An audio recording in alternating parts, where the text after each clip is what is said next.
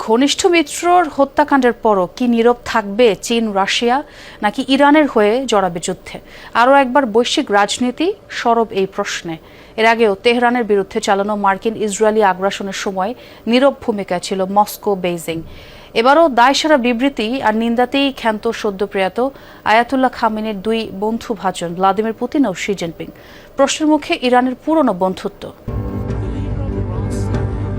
বৈশ্বিক অঙ্গনে নিঃসঙ্গ ইরানের একমাত্র সহযোদ্ধা ছিল চীন রাশিয়া।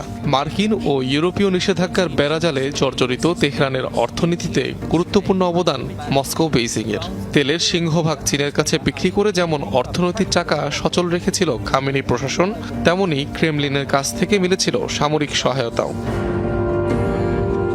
কিন্তু ইরানের ঘোর বিপদে বরাবরই নিশ্চুপ দেখা গেছে এই দুই মিত্রকে। গাজায় আগ্রাসনকে ঘিরে ইসরায়েলের সাথে 2 দফা যুদ্ধ কিংবা গেল বছরের 12 দিনের সংঘাত, মৌখিক নিন্দা ও প্রতিবাদ ছাড়া কিছুই মেলেনি চীন রাশিয়ার তরফ থেকে। সবশেষ সর্বোচ্চ ধর্মীয় নেতার মৃত্যুর পরও চুপ মস্কো বেইজিং, কাজ সেরেছে দায়সারা বিবৃতি দিয়ে। ইরানের বিরুদ্ধে মার্কিন এবং ইসরায়েলি আগ্রাসনের ফল সমগ্র মধ্যপ্রাচ্যে সংঘর্ষের বিস্তার। আমরা গভীরভাবে উদ্বিগ্ন। এটা স্পষ্ট, একটি সার্বভৌম রাষ্ট্রের মূল নেতৃত্বকে হত্যার মধ্য দিয়ে ওয়াশিংটন এবং তেল আবিব মধ্যপ্রাচ্যে ভাঙন সৃষ্টি করছে। যদিও কাগজে কলমে ইরানের পক্ষে সেনা পাঠানো কিংবা সামরিক সহায়তার সম্ভাবনা একেবারেই কম চীন রাশিয়ার জন্য, কেননা আন্তর্জাতিক মহলে যুক্তরাষ্ট্রের বিরুদ্ধে কথা বললেও সরাসরি কোনো কার্যকর পদক্ষেপ নিতে আগ্রহী নয় বেইজিং। অন্যদিকে ইউক্রেনে যুদ্ধরত থাকায় ইসরায়েল যুক্তরাষ্ট্রের সাথে সরাসরি সংঘাতে জড়াতে চায় না মস্কো।